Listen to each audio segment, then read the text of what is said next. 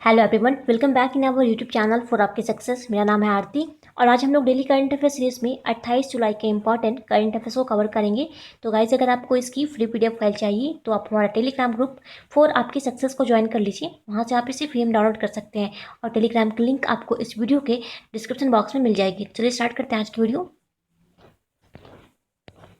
हमारा first question है, कौन सा देश विश्व की पहली double container electric rail line tunnel तैयार कर रहा है? तो इसका राइट आंसर है ऑप्शन सी, भारत। ठीक है, तो हमारे देश के अंदर ये विश्व की पहली double container electric rail line tunnel जो है वो तैयार की जा रही है। ठीक है, इसका मतलब क्या है? तो इसका मतलब है डब्बे के जस्ट ऊपर में डब्बा। ठीक है, इस तरह की जो है ये इलेक्ट्रिक और रेल लाइन टनल जो है वो तैयार की जा रही है।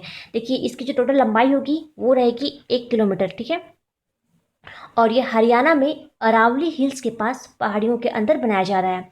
और ये सुरंग इतनी चौड़ी है और इतनी ऊंची है कि इसमें डबल डेकर की 2 मालगाड़ियाँ 100 किलोमीटर पर आवर की रफ्तार से दौड़ सकती हैं। ठीक है, अच्छा, ये जो सुरंग है ये आपका डी शेप के आकार की बनाई जा रही है। ठीक है, और ये टनल जो है हरियाणा की मेवाड़ और गुरुग्राम जिले को जोड़ती है। ठीक है, तो आपको ये भी याद रखना है।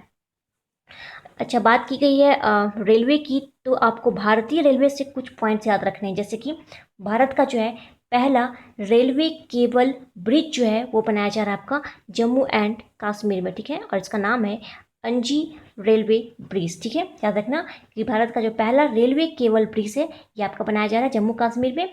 और इसकी जो टोटल लंबाई है वो है 473.25 मीटर। ठीक है, 473.25 मीटर जो है इसकी टोटल लंबाई है। ओके, और भारतीय रेलवे ने जो है खुद को पूरी तरह इलेक्ट्रीफाइड करने का जो लक्ष्य रखा है वो रखा है 2030 तक का। ठीक है, यह भी पॉइंट आपको याद रखना है। और साथ ही विश्व की जो सबसे बड़ी प्लेटफॉर्म है वो बन रही है कर्नाटक के हुबली स्टेशन में, और इसकी टोटल लंबाई जो है वो है 1400 मीटर। ये भी पॉइंट आपको याद रखना है। ओके, नेक्स्ट बढ़ते हैं। क्वेश्चन नंबर 2 है, हाल ही में भारत की पहली शहद परीक्षण प्रयोगशाला की स्थापना कहाँ पर की गई है? तो इसका राइट आंसर है ऑप्शन बी, गुजरात। ठीक है, तो आपको याद रखना है कि गुजरात के अंदर भारत की पहली शहद परीक्षण प्रयोगशाला की स्थापना की जा रही है। ये पॉइंट आपको याद रखना है, ये क्वेश्चन जो है इंपॉर्टेंट है। ठीक है, अच्छा, बात की गई है गुजरात की, तो यहाँ की जो कैपिटल है वो है गांधीनगर, और यहाँ के जो सीएम है उनका नाम है विजय रूपाणी। ठीक है, और गवर्नर यहाँ पे जो है उनका नाम है आचार्य देवव्रत। ठीक है, जब गुजरात से आपको एक पॉइंट याद रखना है कि गुजरात का अहमदाबाद स्टेशन जो है ये बना था पहला स्टेशन जिसने कि सैनिटाइजिंग टनल इंस्टॉल किया था। ठीक है, तो याद रखना कि गुजरात का Ahmedabad station sanitising tunnel install करने वाला पहला स्टेशन बना था। ठीक है, और साथ ही गुजरात में ही आपका काकरापार न्यूक्लियर पावर प्लांट है, इसके बारे में हमने कुछ दिन पहले ही पढ़ा था। ठीक है, तो आपको ये दोनों पॉइंट्स याद रखने हैं। नेक्स्ट बढ़ते हैं। क्वेश्चन नंबर 3 है, हाल ही में विश्व आईवीएफ दिवस कब मनाया गया है? तो इसका राइट आंसर है ऑप्शन ए, 25 जुलाई। ठीक है, तो याद रखना कि 25 जुलाई को पूरे वर्ल्ड में ये विश्व आईवीएफ दिवस मनाया जाता है। ये क्या है? तो एक्चुअली आईवीएफ का यहाँ पे फुल फॉर्म है इन वाइट्रो फर्टिलाइजेशन। ठीक है, तो ये जो है इन वाइट्रो फर्टिलाइजेशन ये बांझपन के इलाज में इन वाइट्रो फर्टिलाइजेशन टेक्निक के सार एवं महत्व का प्रतीक है, इसलिए हम लोग ये इसे 25 जुलाई को मनाते हैं। ठीक है, अच्छा, विश्व का जो पहला टेस्ट ट्यूब बेबी है उसका क्या नाम था? तो इसका नाम था लुइस ब्राउन। ठीक है, लुइस ब्राउन जो है ये विश्व का पहला जो टेस्ट ट्यूब बेबी है उसका नाम रखा गया था। ठीक है, जो कि इसी टेक्निक के हेल्प से इसका जन्म हुआ था। ठीक है, इसलिए इस डे को हम लोग आईवीएफ के रूप में मनाते हैं, मतलब हर साल 25 जुलाई को। ठीक है, अच्छा, 25 जुलाई के जस्ट बाद आता है आपका 26 जुलाई, और ये डे जो है हमारे भारतीय इतिहास में बहुत मायने रखता है। क्यों? तो देखिए, 26 जुलाई को जो है हम लोग कारगिल विजय दिवस मनाते हैं। ठीक है, और इस बार जो है 2020 में ये जो कारगिल विजय दिवस मनाया गया है ये आपका 21वां कारगिल विजय दिवस था। ठीक है, आपको पता होगा कि 26 जुलाई 1999 को, ठीक है, 1999 को कारगिल में पाकिस्तानी घुसपैठियों के कब्जे से जो है इंडियन आर्मी ने अपने क्षेत्र को वापस हासिल किया था और पाकिस्तानियों को वापस भागना पड़ा था, ठीक है। तो इसी ऑपरेशन विजय की याद में हम लोग 26 जुलाई को अपने देश में ये कारगिल विजय दिवस मनाते हैं, ठीक है। तो आपको ये भी पॉइंट याद रखना है। नेक्स्ट बढ़ते हैं। क्वेश्चन नंबर 4 है नमूना पंजीकरण प्रणाली के अनुसार 2016 से लेकर 2018 में, ठीक है, ये भारत में मातृ मृत्यु अनुपात कितनी रही? तो इसका राइट आंसर है ऑप्शन बी 113, ठीक है। यहाँ पे मातृ मृत्यु अनुपात का मतलब है मैटरनल मोर्टेलिटी रेशियो, ठीक है। तो ये जो है दर्ज की गई है 113, ओके। तो भारत के रजिस्ट्रार जनरल के द्वारा जारी सैंपल रजिस्ट्रेशन सिस्टम के अनुसार 2016 से लेकर 18 में ये जो घटकर जो है मातृ मृत्यु अनुपात ये हो गई है 113, ठीक है। और आपको बता दें कि 2015 से लेकर 2017 तक जो है इसकी रेशियो रही थी 122, ओके, जो अब घट करके 113 हो गई है, ठीक है। और परसेंट वाइज बात करें तो इसमें जो है कमी आई है 7.4% की, ठीक है। नेक्स्ट बढ़ते हैं। क्वेश्चन नंबर 5 है हाल ही में जारी वैश्विक वन संसाधन मूल्यांकन में भारत किस स्थान पे रहा? तो इसका राइट आंसर है ऑप्शन सी 3rd रैंकिंग रही है भारत की, ठीक है। आपको बता दें कि फूड एग्रीकल्चर ऑर्गेनाइजेशन, ठीक है, तो फूड एग्रीकल्चर ऑर्गेनाइजेशन ने ये वैश्विक वन संसाधन मूल्यांकन की रिपोर्ट जारी की और उसने बताया कि पिछले एक दशक में यानी कि 2010 से लेकर के 2020 तक, ठीक है, तो इस ड्यूरेशन के अंदर जो है वन क्षेत्रों में वृद्धि करने वाले टॉप 10 देशों में भारत जो है ये तीसरे स्थान पर रहा है, ठीक है। और ये सर्वेक्षण हर 5 साल पर किया जाता है, ठीक है। अच्छा, परसेंट वाइज बात करें तो इसकी वृद्धि दर है हमारे देश में वन क्षेत्र जो है इसकी वृद्धि दर नोट की गई है 0.38%, ओके। और इसका मतलब 2,66,000, ठीक है, 2,66,000 जो है ये हेक्टेयर फॉरेस्ट एरिया बढ़ा है भारत के अंदर, ठीक है। अच्छा, भारत की रैंकिंग रही है 3rd, तो टॉप पे कौन है? टॉप पे है आपका चाइना और 2nd नंबर पे है ऑस्ट्रेलिया, ठीक है। अच्छा, बात की गई है यहाँ पे फूड एग्रीकल्चर ऑर्गेनाइजेशन की, ठीक है। तो आपको एक पॉइंट याद रखना है कि ये जो फूड एग्रीकल्चर ऑर्गेनाइजेशन है इसकी जो स्थापना की गई थी वो है 16 अक्टूबर 1945। और यहाँ से आपका एक प्रश्न बनता है कि हम लोग पूरे वर्ल्ड में विश्व खाद्य दिवस कब मनाते हैं, यानी कि वर्ल्ड फूड डे कब मनाते हैं? तो ये मनाया जाता है आपका 16 अक्टूबर को, ओके। नेक्स्ट बढ़ते हैं। क्वेश्चन नंबर 6 है हाल ही में किसने यूपीआई ऑटोपो फीचर लॉन्च किया है? तो इसका राइट आंसर है ऑप्शन सी एनपीसीआई, ठीक है। तो एनपीसीआई ने रिसेंटली अभी यूपीआई ऑटोपो फीचर को लॉन्च किया है। ये क्या है? तो आपको बता दें कि इसकी मदद से यूजर्स जो है हर महीने ऑटोमेटिक पेमेंट कर सकेंगे। ये बिल्कुल उसी तरह से काम करेगा जैसा हम डेबिट कार्ड या क्रेडिट कार्ड से ईएमआई पर कोई सामान खरीदते हैं, ठीक है। तो जब हम ईएमआई पर कोई सामान खरीदते हैं अपने डेबिट कार्ड या क्रेडिट कार्ड से, तो इस पर हर महीने हमारे खाते से उसकी किस्त जो है वो ऑटोमेटिक कट जाती है, ठीक है।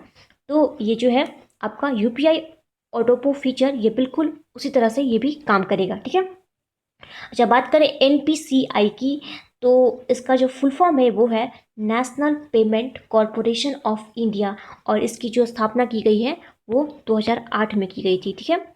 और इसका जो हेडक्वार्टर है वो है मुंबई में और इसके जो एमडी सीईओ है उनका नाम है दिलीप आसबे। क्या नाम है इनका? दिलीप आसबे, ठीक है।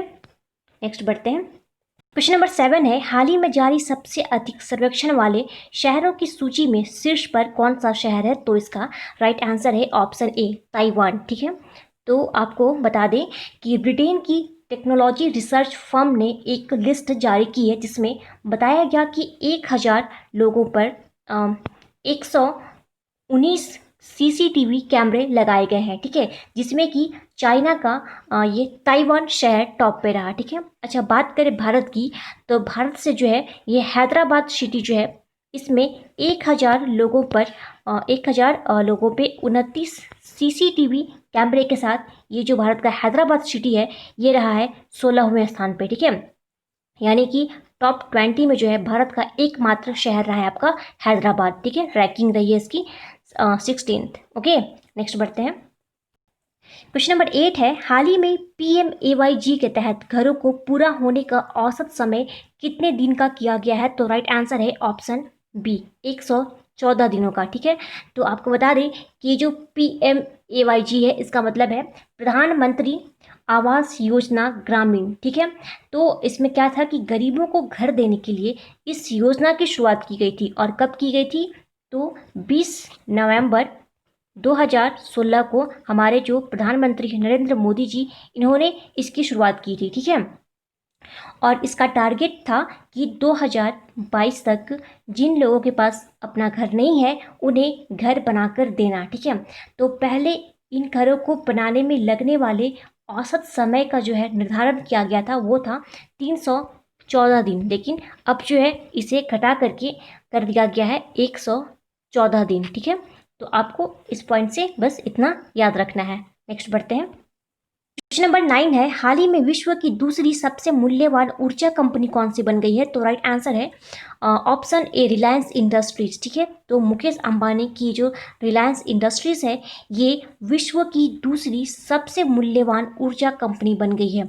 इसकी जो मार्केट कैप वैल्यू है वो अभी 14 लाख करोड़ के पार जा चुकी है, ठीक है। और इसी तरह ये 14 लाख करोड़ के पार जाने के बाद इसकी जो मार्केट वैल्यू बनी है, इसके साथ ही ये विश्व की दूसरी सबसे मूल्यवान ऊर्जा कंपनी बन गई है, ठीक है। और जो इसमें जो फर्स्ट पे है, मतलब टॉप पे जो है वो है सऊदी अरब का अरामको कंपनी, ठीक है। नेक्स्ट पढ़ते हैं। क्वेश्चन नंबर 10 है, राजस्थान की किस शहर में प्लाज्मा बैंक की स्थापना की जा रही है? तो इसका राइट आंसर है ऑप्शन बी, जयपुर, ठीक है। तो राजस्थान के जयपुर में जो है ये प्लाज्मा बैंक की स्थापना की जा रही है, ठीक है। अच्छा, प्लाज्मा से आपको कुछ कुछ पॉइंट्स याद रखने हैं। अभी करंट के जो क्वेश्चन बन सकते हैं इससे, वो आपको एक बार रिवाइज करवा दूँ। देखिए, अभी रिसेंटली हमारे जो हेल्थ मिनिस्टर हैं डॉक्टर हर्षवर्धन, इन्होंने नई दिल्ली के अंदर प्लाज्मा दान अभियान की शुरुआत करी थी, ठीक है, जिसमें कि दिल्ली पुलिस के 32 जवानों ने प्लाज्मा दान किया था, ठीक है। अच्छा, दुनिया का सबसे बड़ा प्लाज्मा थेरेपी टेस्टिंग कार्यक्रम, जिसे कि प्लेटिना प्रोजेक्ट कहा जाता है, ये बना है आपका महाराष्ट्र में। ये पॉइंट आपको याद रखना है, ओके। और सबसे पहले जो है प्लाज्मा थेरेपी की शुरुआत कहाँ की गई है? तो वो की गई थी केरला के अंदर। आज का हमारा लास्ट क्वेश्चन है, क्वेश्चन नंबर 11, कि भारत ने किस देश के साथ डिफेंस लॉजिस्टिक शेयरिंग समझौते पर हस्ताक्षर करने की घोषणा की है? तो राइट आंसर है ऑप्शन ए, रशिया, ठीक है। तो याद रखना कि रशिया के साथ भारत ने अभी रिसेंटली ये डिफेंस लॉजिस्टिक शेयरिंग समझौते पर इसने हस्ताक्षर करने की घोषणा करी है, ठीक है। अच्छा, बात है यहाँ पे रशिया की, तो इसकी कैपिटल है मॉस्को, करेंसी यहाँ चलती है रूबल, और यहाँ की जो प्रेसिडेंट है उनका नाम है व्लादिमीर पुतिन, ठीक है। और रशिया की जो पार्लियामेंट है उसे कहा जाता है ड्यूमा, ठीक है, आपको पता होगा। ड्यूमा जो है ये रशिया की पार्लियामेंट का नाम है, ठीक है। अच्छा, रशिया से कल ही हमने एक पॉइंट पढ़ा था, करंट का क्वेश्चन है एक, कि अभी हाल ही में रशिया ने एक 3D प्रिंटेड एयरक्राफ्ट इंजन का सफलतापूर्वक इसने परीक्षण किया है, ठीक है। तो आपको ये भी पॉइंट याद रखना है, ओके। अच्छा, यहाँ के जो प्रेसिडेंट हैं व्लादिमीर पुतिन, इनके बारे में आपको एक पॉइंट याद रखना है इनसे रिलेटेड, कि अभी हाल ही में यहाँ पे एक संविधान संशोधन किया गया है, जिसके हिसाब से जो व्लादिमीर पुतिन है ये 83 साल या फिर 2036 तक जो है ये रूस के प्रेसिडेंट बने रह सकते हैं, ठीक है। और इसके साथ ही आपको एक और पॉइंट याद रखना है कि रशिया जो है 2020 के अंत तक आर्कटिक जलवायु अध्ययन के लिए एक आर्कटिक एम सैटेलाइट को ये लॉन्च करेगा, ठीक है। तो ये सारे पॉइंट्स आपको रशिया से याद रखने हैं, ठीक है। तो गाइज, ये था हमारा आज का important current affairs. I hope आप सबको पसंद आया होगा। अब बढ़ते हैं क्विज पे। तो कल हमने आपसे प्रश्न पूछा था कि अब रिसेंटली ब्रिक्स CCI के नए सलाहकार के रूप में कौन नियुक्त हुए हैं? तो इनका नाम है साहिल सेठ, ओके। आप सभी ने इसका बिल्कुल सही आंसर दिया था। तो आज के लिए आपका प्रश्न रहेगा, आपको बताना है कि अभी हाल ही में स्वास्थ्य मंत्रालय के नए सचिव के रूप में किसे नियुक्त किया गया है। क्वेश्चन नंबर फिर से सुन लीजिए कि अभी हाल ही में स्वास्थ्य मंत्रालय के नए सचिव के रूप में किन्हें नियुक्त किया गया है। तो आप अपना आंसर हमें कमेंट बॉक्स में कमेंट करके बताइए। तो गाइस आज की वीडियो यहीं समाप्त करते हैं। Thanks for watching.